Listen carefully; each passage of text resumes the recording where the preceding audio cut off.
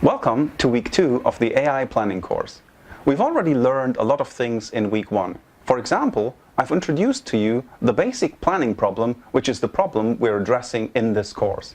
I've also told you about a technique that is used in many places in AI, but specifically is very important to planning, and that technique is search. Then we've met some of our friends, the Dogwalker robots, an example we'll be using throughout the course. This was followed by my colleague, Austin Tate, telling you about practical planners and applications where these are used. But planning is not just about finding plans. There's also a context to planning. And this is, for example, what happens before planning, namely the assignment of tasks to planners, and after planning, the plan execution, which is very important. Then we've also seen that there is a range of techniques that are used in planners today. That was pretty much what we've learned in week 1. And now I want to talk a little bit about the website. I've already seen a lot of you have used the social platform that comes with this course, which you can see here. And I would like to encourage you to use the discussion forums to bring up any questions, any issues that you have with the course material. And hopefully some of the community that uses this forum will answer those questions for you, or we, the instructors, can help as well. In this week's first segment, we'll be looking at informed search, or more specifically, the A-star search algorithm.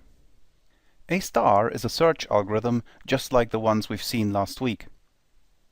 It takes an implicit graph and searches it in its basic form as a tree.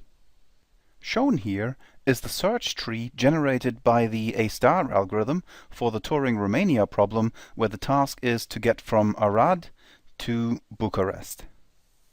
What is new here is that the algorithm uses a number to guide its search, and this number expresses how far from the search node the algorithm thinks the current node is. This is called a heuristic. And this heuristic is used to compute some evaluation function that tells the algorithm which node to expand next. In this graph, we see the numbers here, which are the value of this evaluation function. So, what this algorithm does is use an informed search strategy as opposed to the uninformed search strategies we've seen so far. And probably the best known informed search strategy is used in the A-star algorithm, which is what we will see in the first segment this week. In this week's second segment, we will be seeing our first planning algorithm, which is the forward state space search algorithm. This uses the search technology we've seen in the previous segment. As you will see in detail, this algorithm is actually very simple. It takes a planning problem as input, which is these 3 components you see here, and then starts a loop where it starts from the initial state and builds up a plan starting from an empty plan that will satisfy the goal. The first thing it does is the goal test, which is just what we've seen in our search algorithm, so this is the goal test here. And then generates all the applicable actions in the current state. If there are none, then of course we have failed. Otherwise, it just chooses one of the applicable actions. That is our new action that we apply in our state. Then we go to a new state by going forward from our current state and extend our plan with this current action. And we go through this loop until we have reached a goal state, and therefore we have found a plan that achieves our goal. But before we get to this algorithm, we will see a formal definition of what constitutes a planning problem.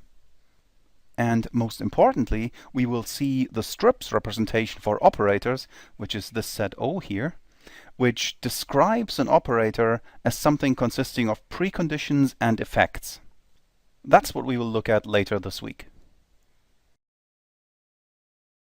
So now it's time to get into the material for week 2. Week 1 was fairly lightweight, and you've seen an informal introduction to planning.